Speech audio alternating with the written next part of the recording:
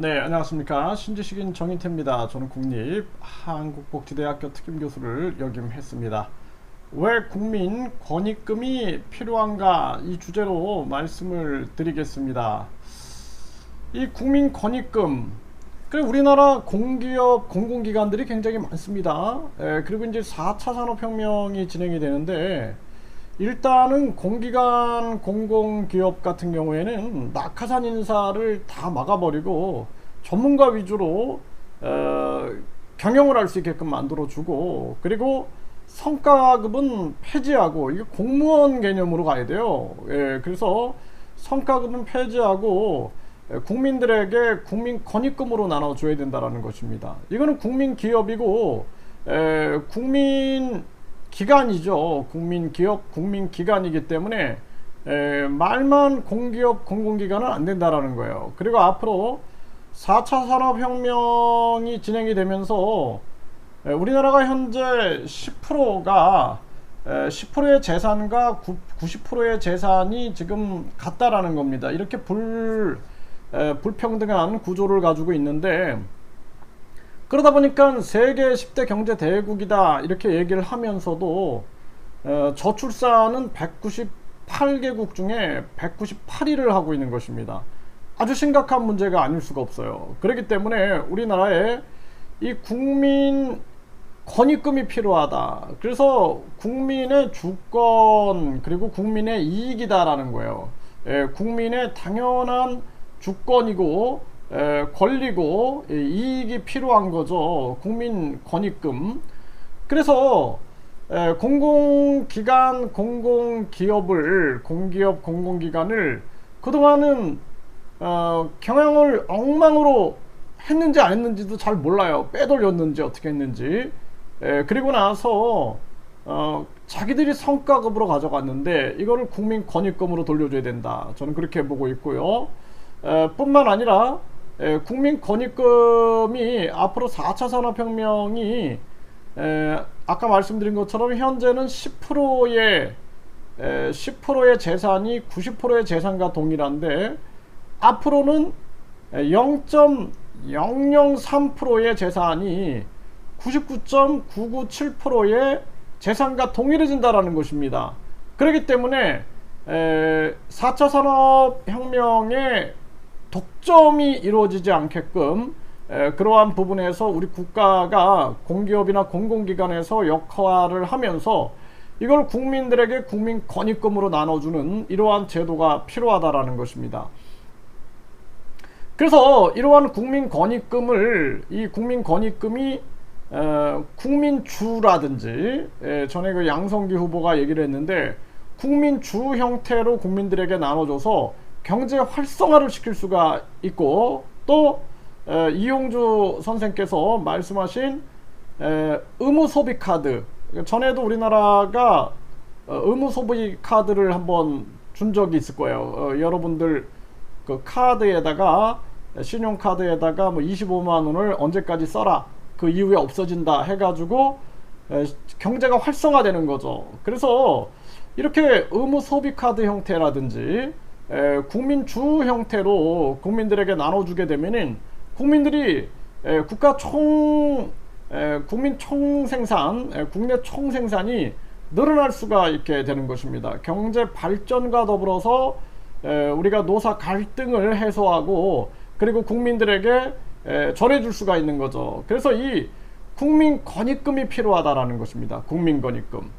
그래서 이 국민 권익금 형태로 그동안 기본소득을 이렇게 얘기해 왔어요, 이재명은.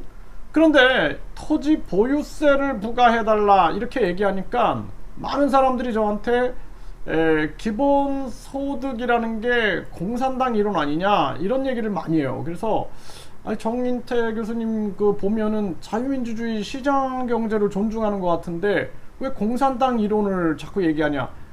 그래서 이게 왜 그러냐면은 이 토지 보유세 자꾸 얘기를 하니까, 이재명이. 그러니까 또 이 기본소득당도 보면은, 이 기본소득당이죠. 네, 여기도 토지 보유세를 받고, 그리고 로보세를 받고, 이런 식으로 얘기를 하니까 이게 자꾸 좀 뭔가 사회주의론이 아니냐 이런 얘기들을 자꾸 듣게 되는 거예요. 그리고 이제 그나마 그 허경영 전 후보가 국민 배당금이다 그래가지고 아주 친자유민주주의적이고 친시장경제적인 이론을 얘기를 했어요. 그래서 이 미국의 알래스카주에서는 기본소득을 국민 배당을 했습니다. 이게 40년 전에 시작을 했는데, 그래서 이제 허경영 후보 같은 경우에도 대선 때 국민 배당금을 얘기를 했는데, 이게 문제가 뭐냐면 여기 보면은 MBN 뉴스에 그것이 알고 싶다, 하늘궁과 청와대, 허경영 때문에 돈 잃어, 이렇게 해가지고 뭐 하늘궁에 대해서 계속 나오면서 이 지금 뭐 허경영 후보가 신인이라고 불리고 있고 뭐 공중부양 축지법 이러면서 하늘에서 내려온 신이다 이렇게 주장을 하고 있다. 예.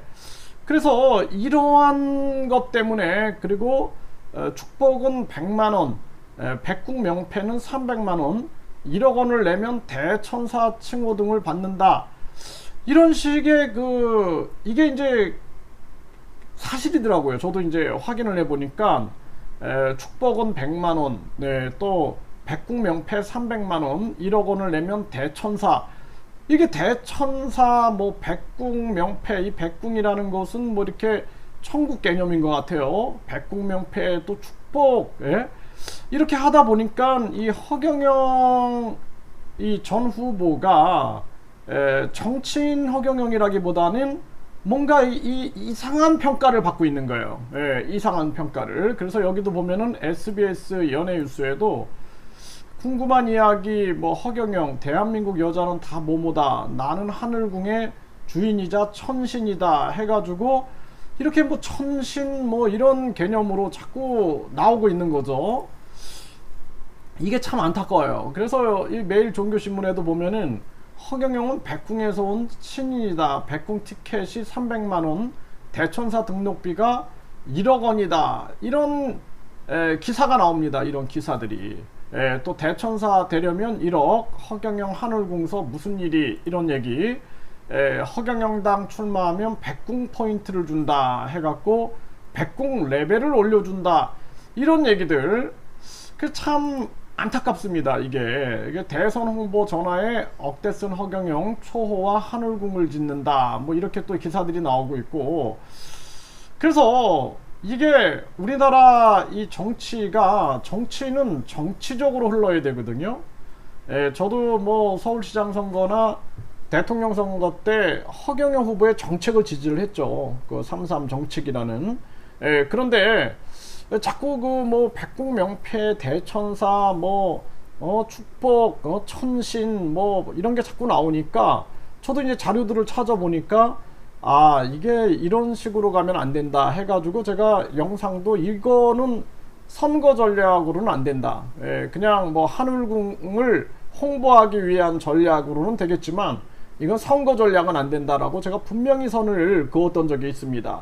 그래서 이 하도 이 국민 배당금이나 국민 기본소득에 대해서, 기본소득은 이재명이 이 부분에 대해서 자꾸 토지보유세 얘기를 하고 기본소득당이 토지보유세, 로보세 이런 얘기를 하니까 이것이 뭔가 좀 반자본주의적, 반자유민주주의적 아니냐, 이런 지적들을 자꾸 받고, 국민 배당금은 참 정책은 좋은데 자꾸 천신이니 백궁명패니 뭐 대천사니 이런 얘기들이 나오니까 국민들에게 이게 스며들어가지 못하는 것입니다.